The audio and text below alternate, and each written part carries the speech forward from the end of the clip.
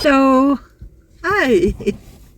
So, today is the first video of the trip to my country because I gather so much that I want to share with you that I was thinking I will make one video.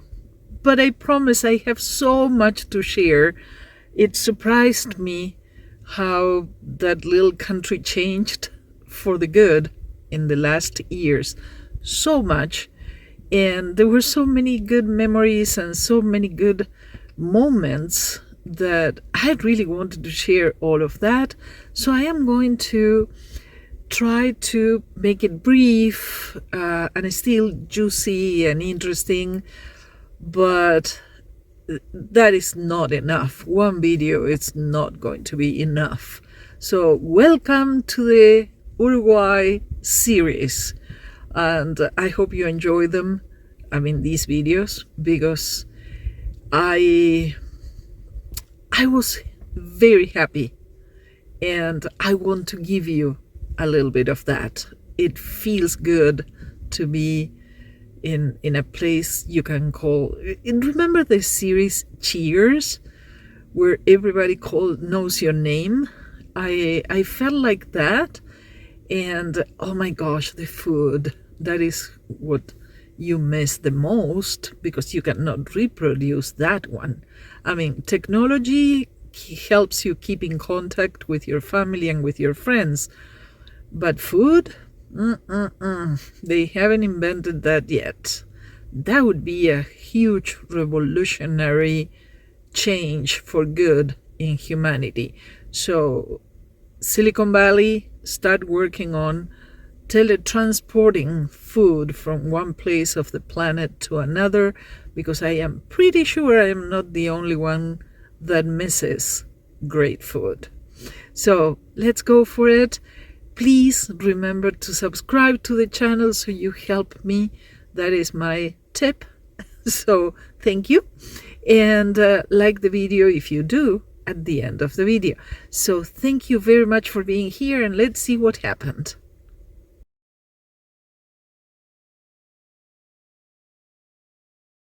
So first of all, when you buy a plane ticket, you know, you choose a date, and then you have to wait until that date comes, right? Waiting for that date was killing me. The last week, it was a lot of anxiety, a lot of I need to go, and nothing was happening. I mean, the time goes by very slowly. And then when you are there, time flies. Isn't that amazing, the perception of time? And talking about time, let me tell you how long it takes to get there. Of course, I bought a cheaper ticket. So, and it had 2 stops. So yeah, that makes it longer. But it was 5 hours from Vegas to Panama City. I am reading the little list of times I made because I don't remember. So it was 5 hours to Panama City, 5 hours and a half for the layover there. That was a killer. Although the airport was very nice. 2.5 more hours flying to Bogota in Colombia, where you can get arguably the best coffee in the world. I couldn't buy any coffee in the airport because it was super expensive. I was 4.5 hours there in Bogota's airport. And then I took the last flight, which was 7 hours to my country. So basically I was flying and waiting in airports for almost 24 hours. That was a long haul. During those hours when you're either flying or waiting for another flight in an airport, because you're in different countries, you are subject to different regulations about COVID. And that was kind of interesting. Panama has these super strict rules about masks and other measures. And since you are on a plane that is ruled by the laws of that country, you cannot take your mask, not even for dinner. I tell you how it works. You can lower your mask, have a bite of something, and then put your mask again while you're chewing.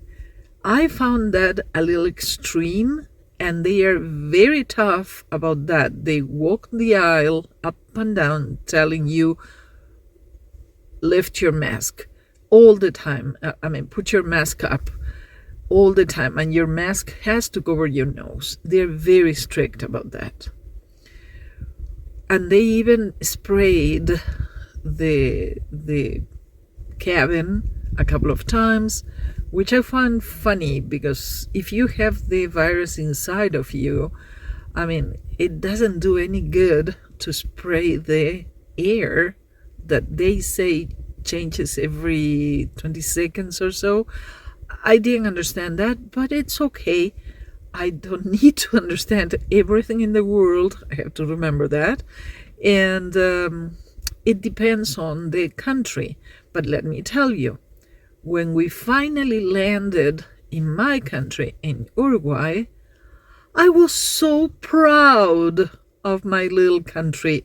Among many other things we do well there, what they do well there since I am here.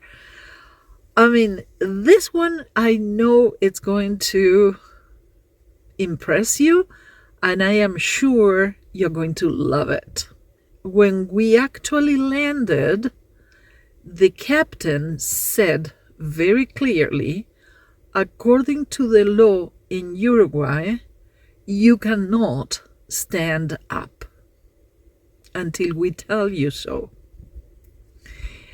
And I thought, what is that? Are we becoming like what is that? A dictatorship kind of thing?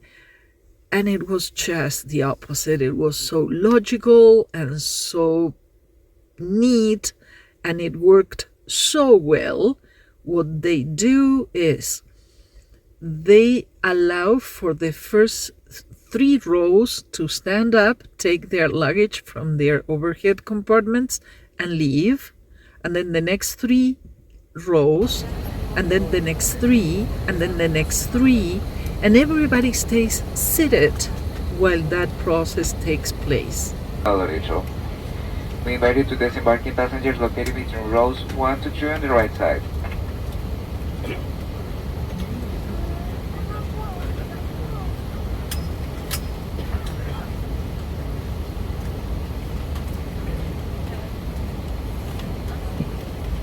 What happens is nobody is stepping all over you in the corridor waiting for 20 minutes for the line to move on. Nobody is on anybody. It's amazing, and it worked way faster. It was just quickly 3 lanes, 3 lanes, 3 lanes, and in no time everybody was out of the plane without having to bump into each other.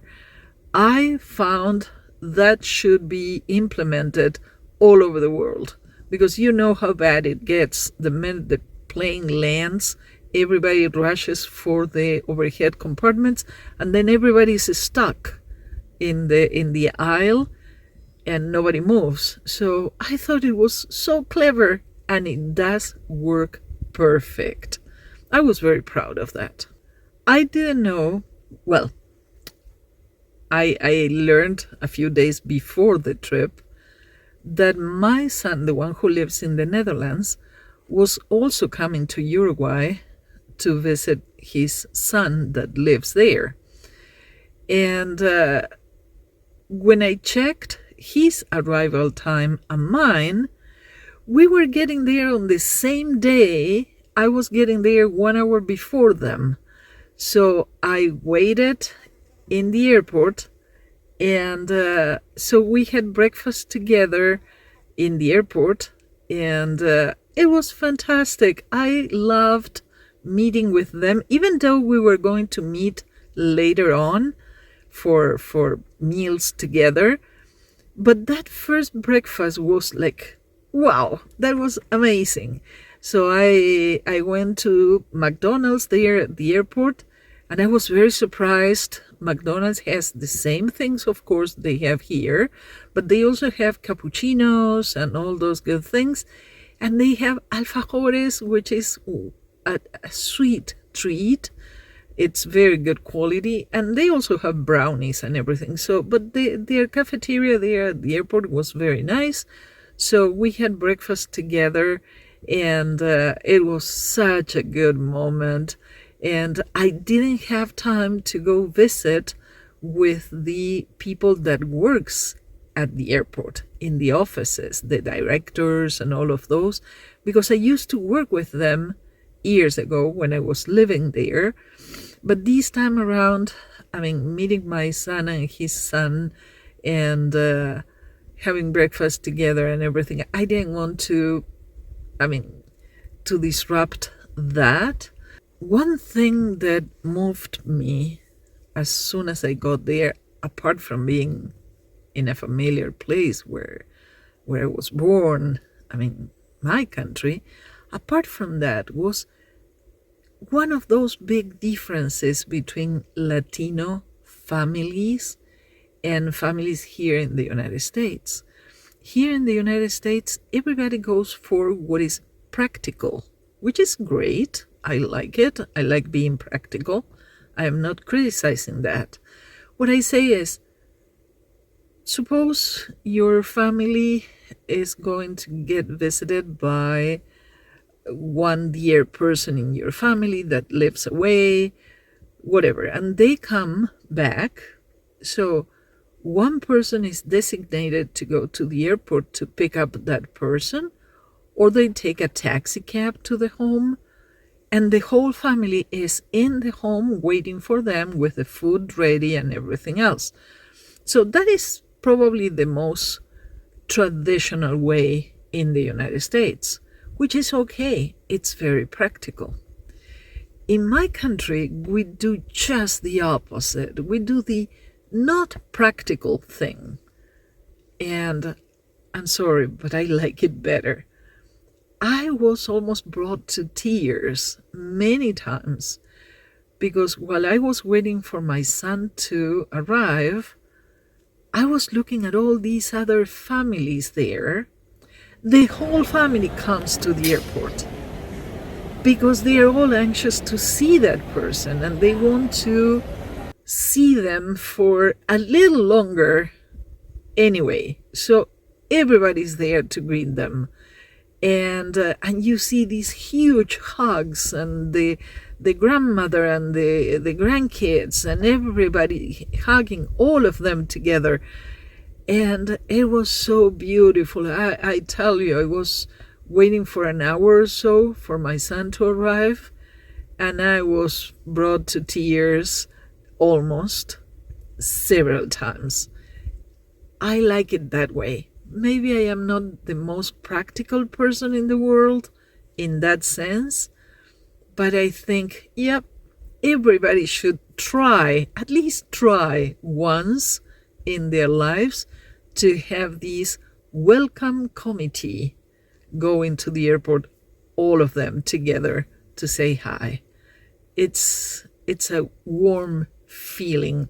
It's just nice. It feels amazing. So after having breakfast with my son and my youngest grandson, I have 4 grandsons, the city goes around the river. But this is not any kind of common river. It's not. In all history books, it was referred as the river wide as the sea. Consider this. from the capital city of Uruguay, Montevideo, to the other side of the river, the other bank, where Buenos Aires, Argentina, sits, you cannot even see the lights of the city. It's so wide. It takes you, if you go on a regular ship overnight, because there were ships that would do that crossing overnight, you could sleep there and it would take you the whole night. Of course, I mean, they were very slow ships. You can take a ferry. I think it takes like 4 hours or so. I'm not sure. But in any case, the crossing of the river takes a long time because it is wide. It is a wide river. And the city of Montevideo goes all along the bank of that river with beautiful beaches. Since I rented a car, and the cars there you have to shift, and I hadn't driven a shift car in 8 years, I had to make sure I was not going to make a mess, so I didn't film anything of that part of my trip, but I am showing you some images of that. We call it Rambla. That is the road that goes all along the river with the beaches, and a nice sign they put recently in front of one of those beaches with the name of our capital city, Montevideo, in Hollywood style letters. Of course, it is not as big as impressive as the Hollywood sign, but it's quite nice. The funny thing is, they painted it for Earth Day, I think it was, with nice flowers and birds and everything. But at night, occasionally, people go and painted some of the colors, so it is rare to see it in the original white. One night, when one of the soccer teams won, they painted it in black and yellow, which is their traditional colors. So amazing. that was a sight indeed. But yeah, I couldn't film any of that because I was more concerned about not causing an accident with my shifting. So I made it to my friend's house.